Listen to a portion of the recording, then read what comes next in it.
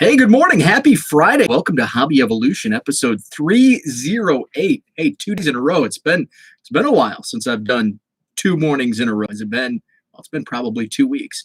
So a few things that I wanted to talk about. Yesterday, I was my headline was about panic selling, and I really didn't get into all my thoughts because I had several different thoughts that I wanted to spit out in 30 minutes. So I'm actually going to delay further thoughts on panic selling, and I actually may touch on it here over the next couple episodes. So I might just kind of circle back at a later date. I don't know, but there's a few things I want to talk about. Headline today is slow down the macro, speed up the micro, and that was attributed to Gary Vee. I saw that on LinkedIn yesterday, and it really resonated with me. So I wanted to share some of my thoughts on that particular quote. What's up, Herman? Good morning. I have a package from Herman that I was going to open yesterday and totally forgot, even though it's sitting right next to me. Sorry, Herman, but I will get to that today. In fact, I am going to put it right here now. So I'm going to hit that today. Let's see, Bowman. So I talked about yesterday. I saw that Bowman lot. So I actually, after I got off here, I warmed up some breakfast burritos and had those. Breakfast burritos on a paper plate? Commuting to work, not the easiest task, but I did it, and I'm probably going to do it again today. I really spoiled myself working from home with good breakfast. And now it's like grabbing a breakfast bar on my way out, and it's like, or forgetting the breakfast bar and then hitting up Quick Trip or McDonald's, and I don't really want to do that on a daily basis. So now it's just like breakfast bars and breakfast burritos, and I'm not cooking up eggs and fresh tomatoes and all that good stuff. I miss the home breakfast. But I circled back later yesterday, reached out about those Bowman, and I'll tell you about that. And rookies and tops update. I think we now have a basis for who will potentially be rookie. Will get rookie cards in Tops Update this year, and who's cut out. So we saw our first clue, hint, smack in the face that, hey, this guy's not going to be a rookie in Tops Update or this year, so he's going to have to wait until next year. So we kind of have an idea now after yesterday, thanks to Cardboard Stats, who pointed that out on Twitter yesterday. So let's get into it. Let's tackle that subject first. Luke Williams gets the call-up tag on a Topps Now card. Cardboard Stats on Twitter pointed that out. Now, typically what we've seen, and I think this was introduced last year in 2020, if a player on a Topps Now card gets the call-up tag, he will not get a rookie card in that year. So Luke Williams, unlikely to get a rookie card in any 2021 products, meaning he will not have a rookie card in 2021 Tops Update. What does that mean? It means Jared Kelenic, who earlier this year was called up, had a rookie tag on his Topps Now card, and he's likely to have a rookie card in 2021. So what does that mean for like a Wander Franco who could get called up in the next 4 weeks? He's probably not going to make it into 2021 Tops Update. You'll have to wait until next year. We'll find out when he does make his debut. Will he get the call-up tag, or will he get a rookie tag on his Topps Now card? It's probably going to be the call-up tag, and he's probably going to be out on any rookie cards in 2021. They'll save him. He'll be the face of 2022 rookies. So that's kind of the barometer now that we can kind of predict who's going to get a rookie card this year, who's going to make it as a rookie in Tops Update. So we now have somewhat of a baseline to predict who's going to be a rookie in this year's product. So Jared Kelenic likely in, Luke Williams likely out. Anybody else that debuts this year probably not going to get a rookie card in Topps Update. They'll save them for next year. We'll see. It's kind of early. It's June 11th, but I think we saw Yordan Alvarez, rookie of the year in 2019, and didn't have a rookie card in 2019. They saved him for 2020. And I think he made his debut around this time 2 years ago. So it does seem early, but very well could be the case. So that's that. Bowman. So somebody yesterday morning, before I went live yesterday, somebody posted in a Facebook group, they were selling Bowman blasters for $930, or best offer for 30 blaster boxes. That's a decent price.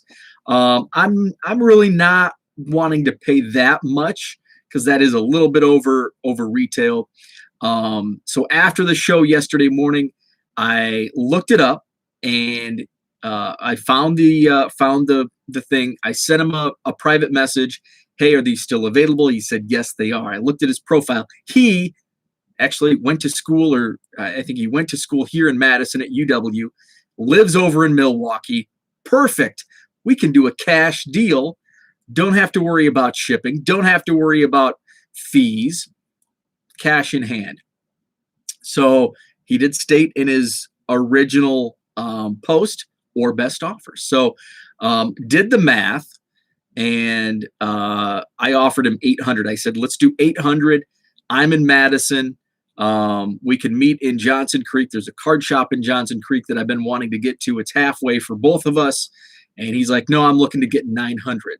So I started doing the math, and I'm thinking, if you have to ship these, you're going to have to go through the hassle of packaging them up and shipping. But I also, on the same end, that's scratched out because I'm not going to drive to him. So he is going to have to put in some miles on his car and drive out, 30, 40 minutes. So, I get that. So the hassle of packing them up to ship is going to be a pain, but that's scratched by, he's going to have to spend an hour plus of his day driving them.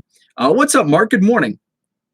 But then I'm like, he's going to pay 30 blaster boxes. That's probably going to run you $25 to $30 in postage, because you're not going to be able to fit those in any of the flat rate boxes.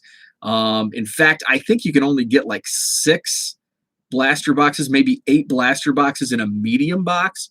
So it would it would take like 4 medium boxes. So that would not be the most economical way to ship. You'd have to get a big box or a couple medium-sized boxes, and you're looking at a pretty good chunk of change. And 30 could be an underestimate on the shipping cost. And you're going to deal with fees. You're going to get hit with that 2.9% PayPal fee. And unless he's one of these, I'm going to call him, I'm not going to call him a schmuck, but I'm going to call the schmucks that they put a price on it, and then you're like ready to pay, and they're like, oh, by the way, this is a friends and family price. And it's like, if you pull that on me, I'm backing out of the deal, because everything I buy is goods and services. So if you come at me after the fact and say, oh, by the way, send friends and family, sorry, no. I'm either going to pay you this price on goods and services, or I'm out. And I've had guys say, nope, this is a friends and family price. And I'm like, well, you didn't state that up front, and I expect everything to be goods and services. So we're done here. So 2.9% on $900, that's what, like around $30. So basically, if he has to ship these, he's coming out. I mean, it's going to be a little more than 800 profit. I mean, $800. I would much rather have $800 cash deal, drive 30 minutes out of my way to get $800 cash, than that's money. That's a buyer in hand. Like, hey, let's do it. Like, you have a buyer at this price, cash deal, no fees, no postage. You just have to drive out of your way 30 minutes, meet halfway. but now he even lowered his price on a later post, $900. So you don't even have a buyer at 900. And if you do, you're going to have to ship them, and you're going to have to eat some fees and the postage. And what if they get damaged in transit? It's going to be a chore to pack safely 30 blaster boxes. What if he's a shady buyer? On a cash deal, you can't take that back. There's no chargebacks on cash. So he's a younger guy. Maybe he's stubborn. Maybe he is not thinking straight, but I think it's a poor business decision on his part. By the way, $800 on, if he didn't have so I know some people were like, well, what if he had the Target red card, when they're battling the flippers? So I think, so he's in Wisconsin. So if he did buy them locally, the tax here is 5.5%. $24.99 was the store price. So it would have been like $749 would have been his after-tax price on these 30 blasters. Or was it seven? Yeah, seven. Well, I think maybe 749 was basically he was making a very small profit. But I don't know his circumstance, and that's what, I can't criticize him turning down. I'm going to criticize if he takes a $900 offer and has to ship it and go through all that. That's not a really good decision, but hey, you do you, right? But I'm not going to criticize, who knows what his situation is. Because I'm looking at it as a long-term play here. It's a longer term play for me. I'm going to buy them and I'm going to put them on a shelf. And next year they're going to be double in price. And then I'm going to sell them for double and make some money back. Yeah, I'm going to have to sit on them for a year, but they will most likely go up in price. For him, who knows?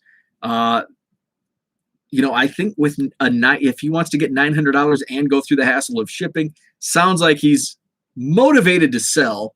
But we don't know the situations, so I won't go further into that. But that's where we stood. When he came back at 900, I said 800 is my best. If you decide to move them at that price, I'm still a buyer, and we can meet up. So that's where we left off on that one. So let's hit Herman's package. So Herman sent these, and we've been working on a deal, and we've been stacking cards for each other. And by the way, I've got stacks, I've got boxes, I've got several boxes down here that I just saw a tweet, like a popular tweet pop up, who is up waiting on potential Target drop. So yeah, if anybody's in there and sees Bowman mega boxes drop, hit that link in there because I'll buy more. What's up, Zach? Good morning. So I'm opening a package from Herman. So we've been stacking cards, and I actually have several boxes for people that I've been stacking. In fact, everybody in the chat, all three of you have boxes that I've been working on.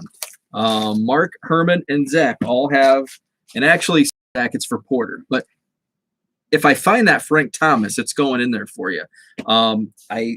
If I didn't stuff it into a box, I think I might know where it is. But I may have sold it. So that's the problem. And when the Card Life TV producer was here and we were just sharing some things, I talked about it. One of the weirdest trades I made.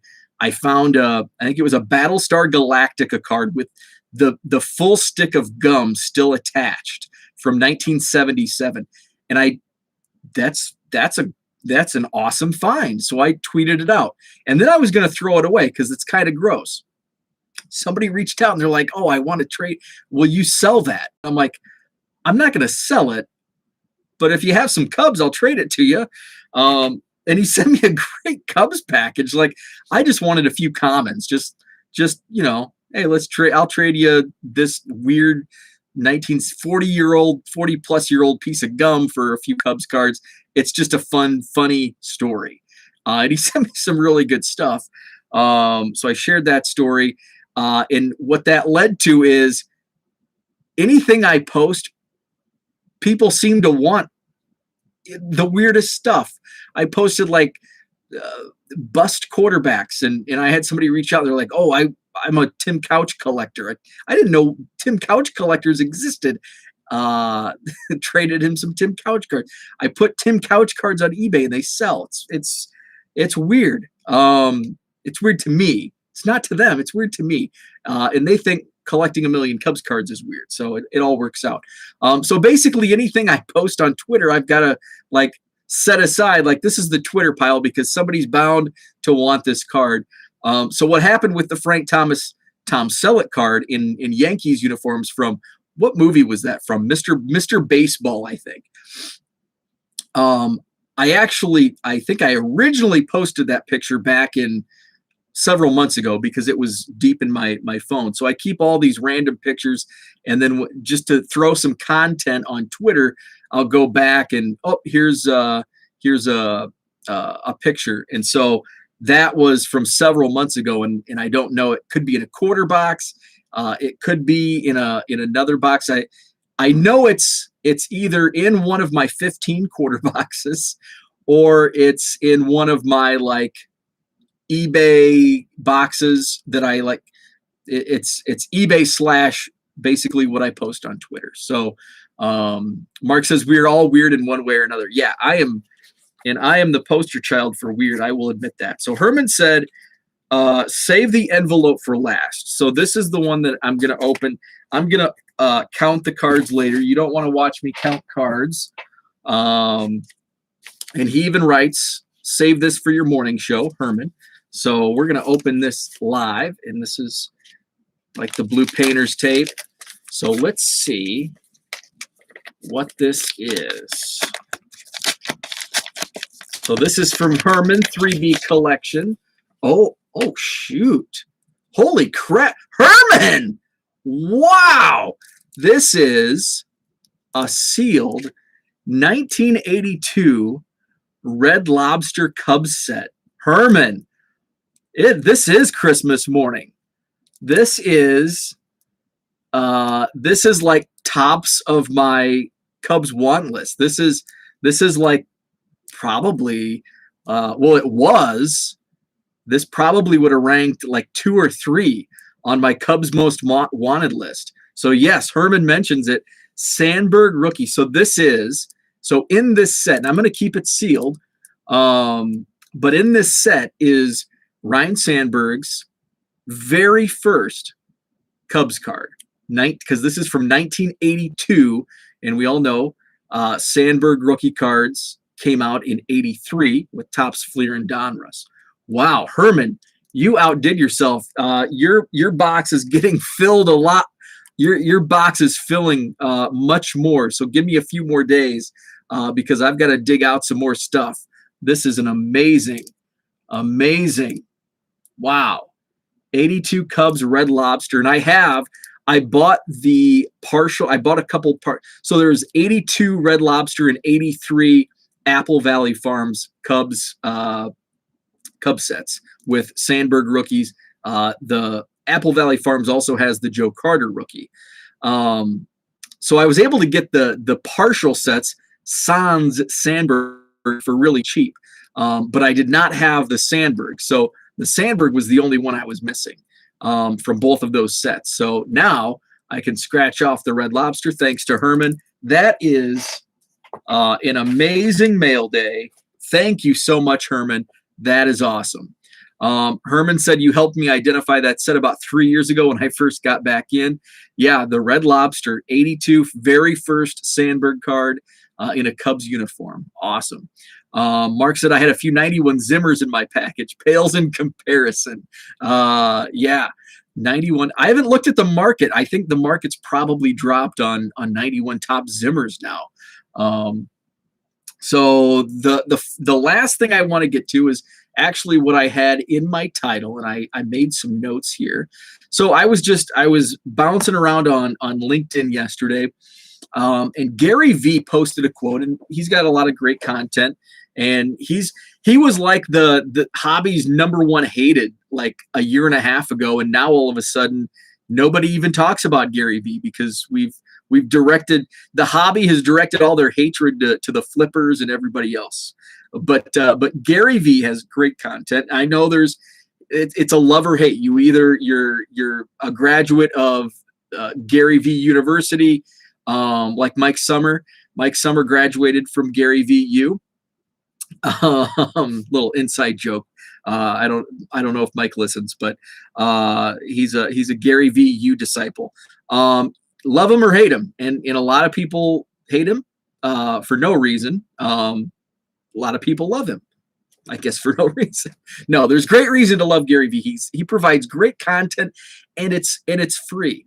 So I won't get into the Gary Vee love hate, but he provides great content. I'll leave it at that. So his quote yesterday was, slow down the macro and speed up the micro. And I found that it really resonated with me because just like yesterday I had, and right now, like as it's just, there's so much going on around me. I feel like I'm in a tornado. I'm spinning around because I'm back to work in the office. So that takes time away from the day. I'm not just the hobby, but just chores. So that's got me going in one direction. Now that I have less time during the day to just do some of these random things, now that's pulling me this direction as soon as I get home from work. And then I've got the hobby commitments. So it's all just, and everything's opening up. And just to compound all that, not only I'm back to work, pulling me this way, it's experiencing like a 100+ year drought. I think the local news station said this is the least amount of precipitation our county has received in a year to date in 127 years.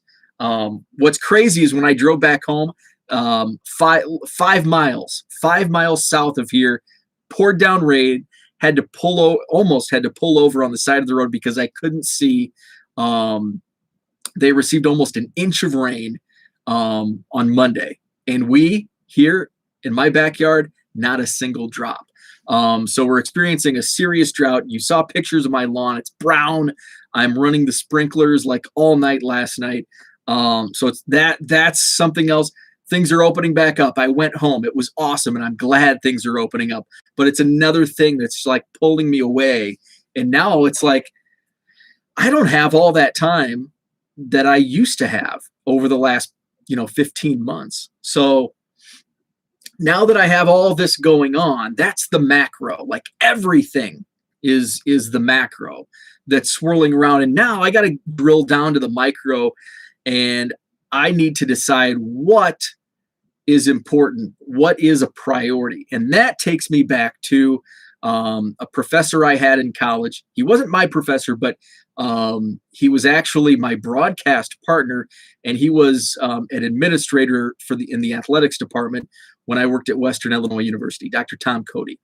And so we were, he was like giving me life advice, and he's in the psychology department. So a lot of great stuff I learned from him, especially on those long 8-hour bus rides through the flyover states. Zach says your grass makes out looks like a Padres fan with all that brown. Yes, it does. So he told me about, the buzzword is how do you manage your time? Time management. And he said, everybody manages their time. Everybody has time management.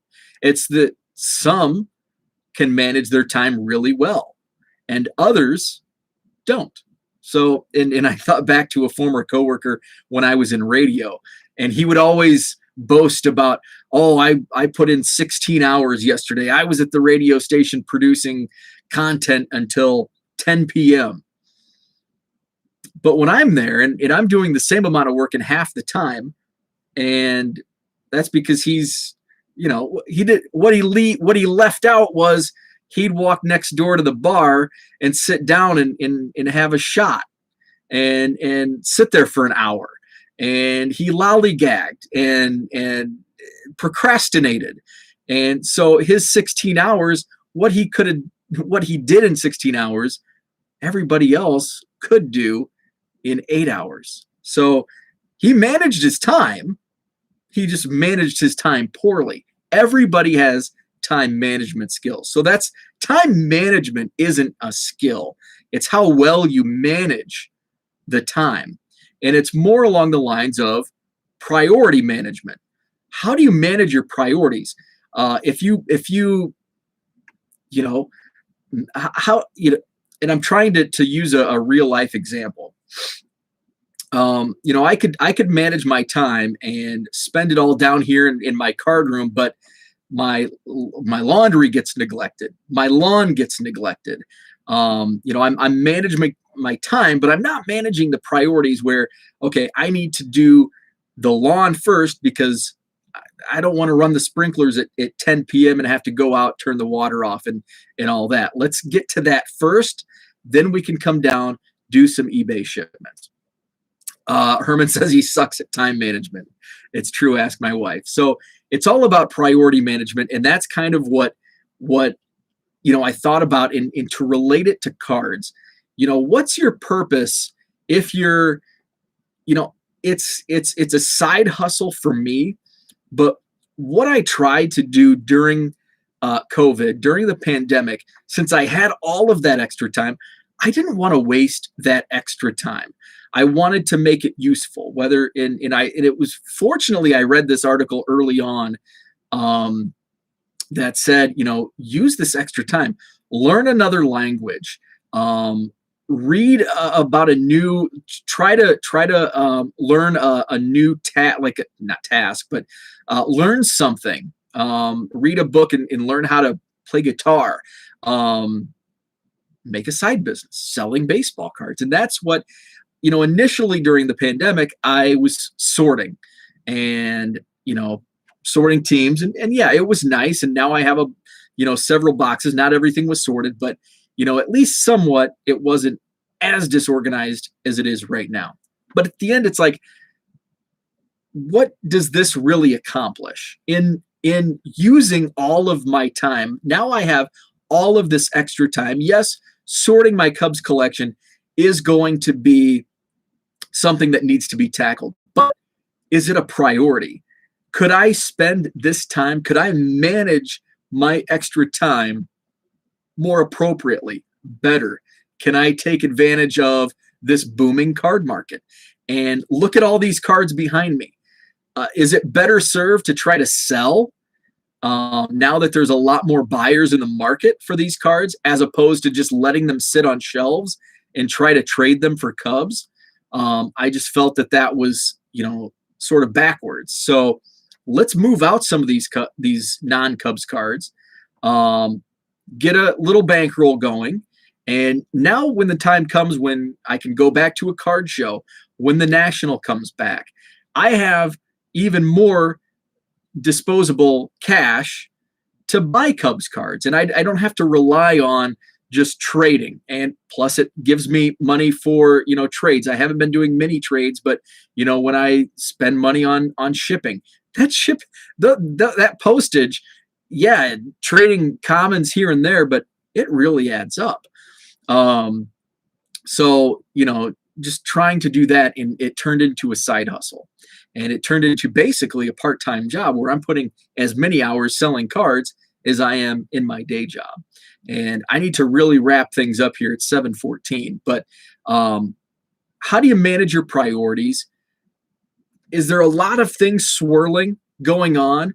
Try to rein those in.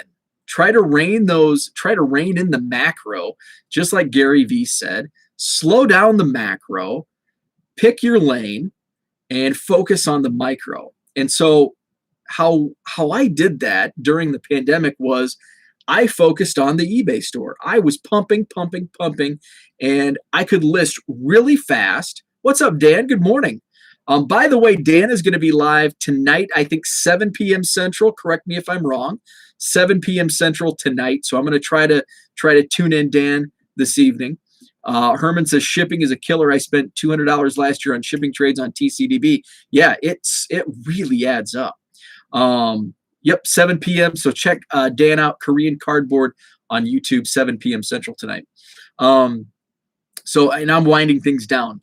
So my lane, I focused on, I wanted to put content on Twitter. I wanted to blog. Blogging takes a lot of time, and thanks to Ken who led me down this lane of my morning videos, because I can get a lot more out in a 30-minute video than what it takes to type up a blog post. So Ken gets all the credit for Hobby Evolution and how I kind of went from blogging to the daily videos. And so I just tried to steer the focus to, picking a lane, and my focus, and I treated my side hustle of selling cards on eBay during the pandemic. I treated it like it was my full-time job. Like, this is my paycheck. So I really was uber focused on putting those cards on eBay, because this is what's going to put food on the table. That was my mindset. This is how I need to pay the bills, is these cards. And I think that's what led to, obviously the way the market boomed, helped. There was a lot more buyers than what there has been. But I think having that focus, like, this is my main source of income, even though it wasn't. It was just extra money that now I have, and I don't have to worry about dipping into my, my 9-to-5 paycheck to go to a Cubs game. I've got this other account, my card account, that I'm going to use it not just for Cubs cards, but I'm going to use it to buy Cubs tickets. I'm aiming to go to the Friday, July 9th game, 4th of July. I love it when holidays fall on a weekend, because we get a floating holiday. So I can choose, when it's on a Wednesday, it's like, okay, you're off Wednesday, but you have to go to work Monday, Tuesday, Thursday, Friday, but it's on a Sunday. So I can choose which day. And it's like, well, I'm going to take Cubs and Cardinals, open their series at Wrigley at 1:20 on Friday, July 9th. I'm going to use my 4th of July holiday and go down to Chicago, taking a Cubs game. I can use that card money for that game and that. So that's what I wanted to get to. I really thought it resonated with me, because that was my mindset over the last 15 months, was narrowing down. There's so much going on, so much we can do, but we just don't have the time to do it. So focus on the micro, what's most important. And to me at that point, I wanted extra cash, because when things opened up, I wanted to have cash on hand to buy cards off my want list, to buy that Chris Bryant Chrome rookie, first Bowman Chrome auto, to go to the National and buy whatever I want, to pick up, speculate on Bowman blasters or basketball rookie cards at a cheap price that I can just set on the shelf, set it and forget it, as what's his name, the food dehydrator guy says. So I've got to run. It looks like it's going to be a breakfast bar day, because it's already 7:18. I've got to hit the road. So Zach says, I use the extra time in COVID to finally find a hobby that brings me tremendous joy. I love it. It is simple and minimum money to most. Great memories and making new ones with Porter. That is an awesome comment from Zach, because he returned to the hobby during the pandemic. Many people did. Brought Porter into it, his son. Now they can share. They couldn't go to a game last summer, but they could watch a game on TV. They could watch the White Sox on TV. They could open up mail days of White Sox cards. That is awesome. And yeah, anything you choose, how you spend that time, and how awesome is it to renew a hobby, renew an old hobby that you did as a kid with your kid today. That is an awesome use of extra pandemic time. Tom says, you posting about what you learned about selling cards really helped me figure how to move my collection during my pandemic time. Thank you, Tom. And by the way, Tom had some questions about the National, so let's hit that over the weekend. I'm going to talk about the National because somebody also posted about autographs on Twitter. So I do have an article, and I can post that at some point today on and I think I might have shared that with Tom on Twitter. But I'm just going to kind of talk through like my experience. I've only been to one National, and it was amazing. And, I learned some stuff from that experience that I'm going to take with me next month. I think July 28th is when it opens up. I took, multiple days off, and I'm going to experience every single day. I think I went down, Thursday, I worked Wednesday, Thursday, and I went down after work Thursday, and I might have taken off a little early on that Thursday. But this time I just took the whole Wednesday through Friday off, and I'm going to go down Wednesday morning and take advantage of the entire National week. So Tom, I can go further in depth tomorrow about my experience with the National. Dan says a Korean collector is gifting me an auto of a player I posted I was looking for. That was a great story, Dan. I did see that this morning. That is really cool. Herman's hoping to get my grandson into it. I gave him common cards to play with when he comes over. He's only 2.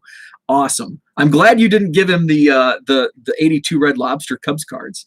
So thanks for tuning in. I've got to run. Check out Dan Korean Cardboard on YouTube tonight. He's going to go live at 7 p.m. Central. I'll be back tomorrow morning, probably between 8 and 9 a.m. tomorrow morning. Hobby Hotline comes on 10 Central. So have a great one, and we'll talk tomorrow.